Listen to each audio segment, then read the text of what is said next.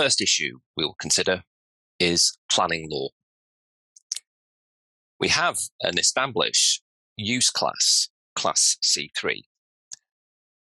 Currently, the nature of this is that it permits, in England, use as a dwelling house, whether or not as a sole or main residence, by a single person or a single household, by no more than 6 residents living together as a single household who provide care or have care provided for them, and no more than 6 residents living together as a single household where no care is provided to residents other than within Class C4.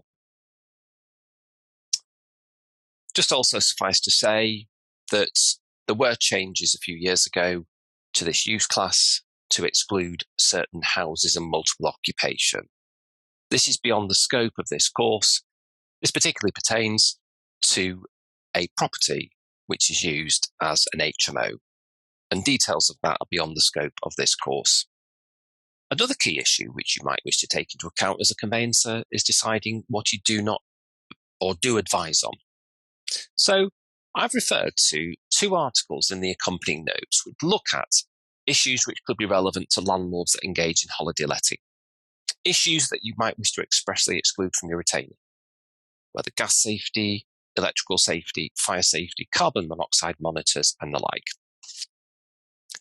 Now, it might be something if you're acting for a purchaser client that you will ask specific questions about gas safety certificates, electrical certificates, etc. But of course, that wouldn't mean necessarily that you would be advising the clients on the presence or absence of those records.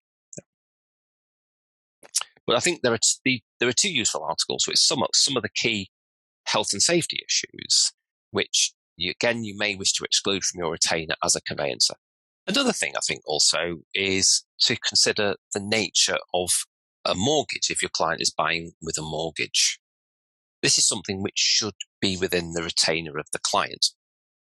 Are you dealing with a holiday let mortgage, for example, that allows the borrower to let out the premises on a short-term basis to tourists as a business, or a holiday home mortgage where somebody is buying the property as a second home that only they will use, or on a buy-to-let mortgage, which many of you are familiar with, where the purpose of the mortgage is to let out the premises on a long-term basis.